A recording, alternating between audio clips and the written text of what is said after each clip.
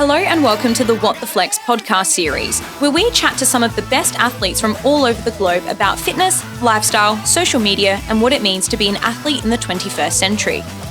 This week on episode 3, we sat down with WBFF Bikini Pro Maya Basse to chat about how to use body positivity as a weapon to empower your fitness journey.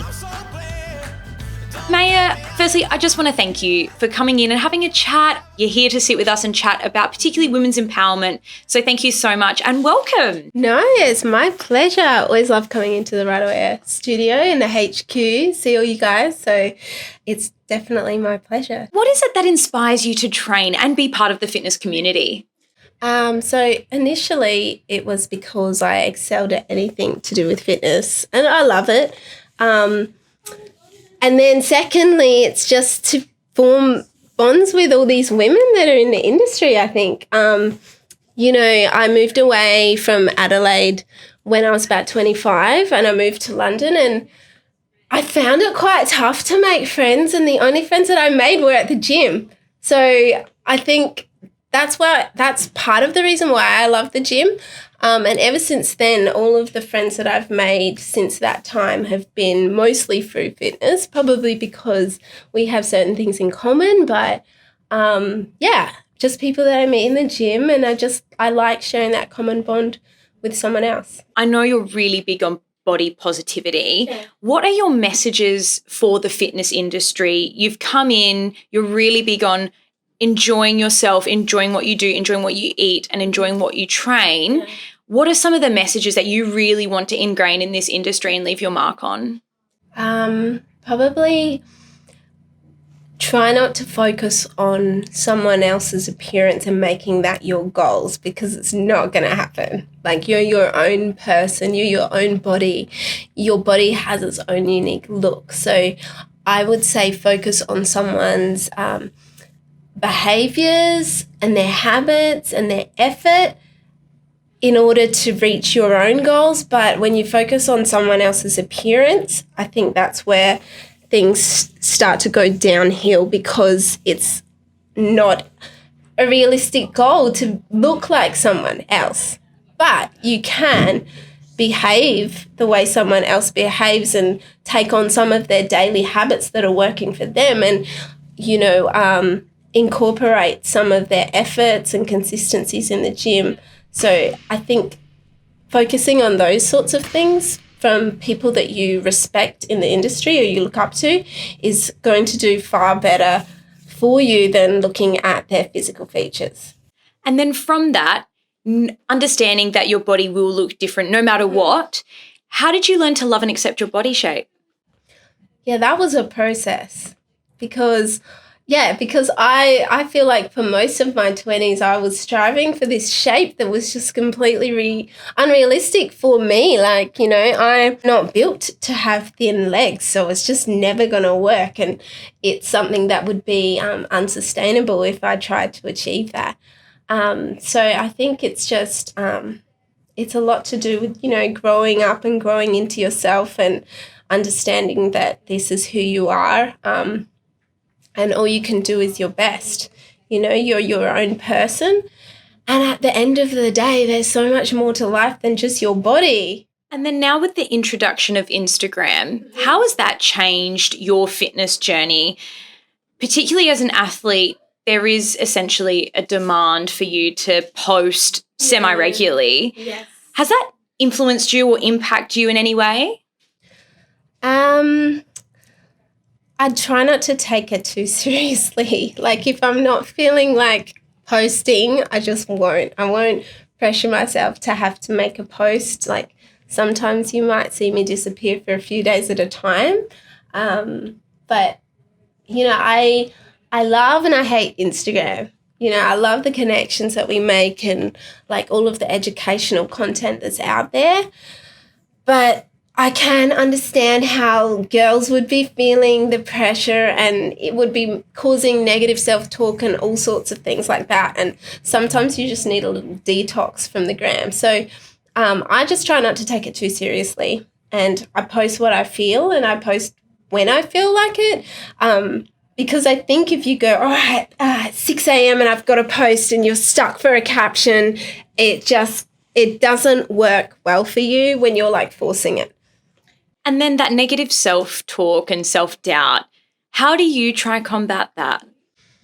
It is hard, especially if you find that if you're on Instagram multiple times of a day, after a few days, you can really start to see how it does start to mess with your head, seeing everyone's highlights and everyone's highs, and you feel like you've just gone for a day at work and you've come home and nothing crazy's happened and you're like, oh my God, what's going on?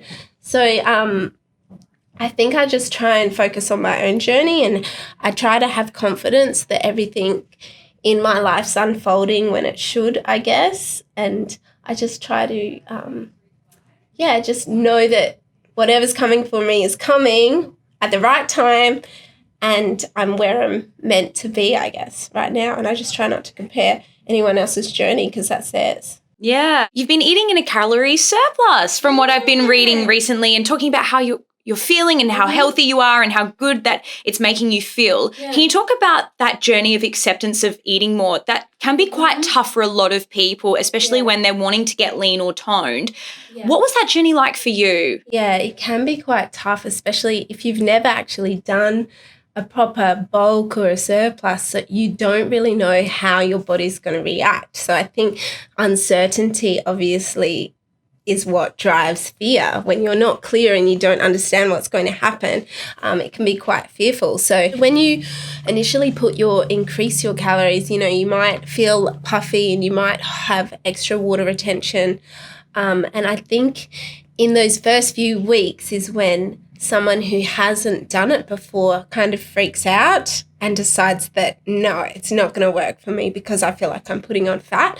So you kind of have to really ride that first 4 to 6 weeks out, and not just decide you're going to cut your calories because you're feeling like you're puffier, because eventually your weight will sort of plateau, and that's the point where you can increase your calories again. And you might go up a kilo, but then it might plateau back to where it started. So you've got to welcome, I think, seeing the scales go up and down, because it's going to happen. Anytime you increase your food volume, you're going to weigh more. Carbs hold water. If you've increased your carbs, your water retention is going to go up, until your body gets used to metabolizing that amount.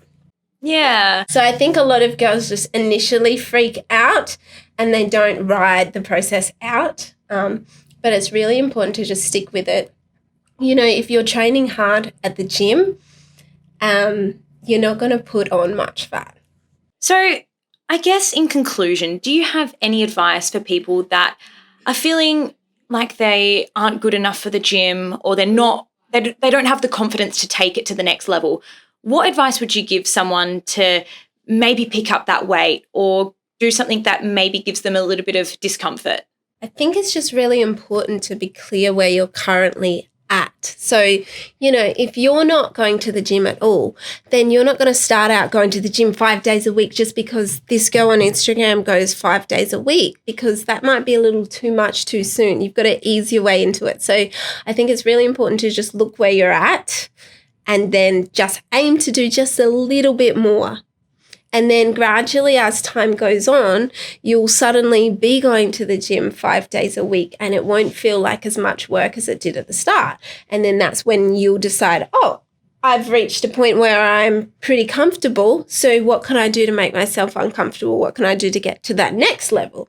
And then you'll have a little hard patch while you're adjusting to that new uncomfortable routine.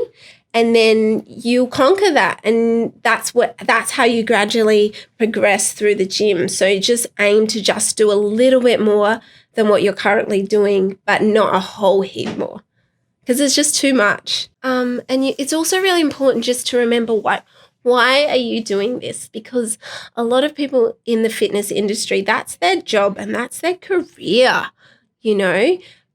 So it's expected that they do well and excel in that. I wouldn't start acting and expect to be like the best actor if I'm doing it as a little side hobby. as opposed to someone who that's their career.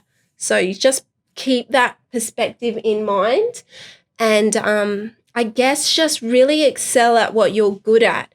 So you might not be good at the gym, but you might be amazing at writing. So focus on that and go to the gym to keep your health up, but don't let it take over your life. Amazing. Thank you so much for that reality check, Maya. That's sometimes what we need to hear is progression is progression nonetheless, and it may look different to someone else, and that is okay. Thank you so much for joining us here in the studio. It's been so great to learn from you and chat with you, and can't wait to chat to you again soon. No, I actually enjoyed it. Hey guys, I'm Maya and I'm here on the What the Flex podcast.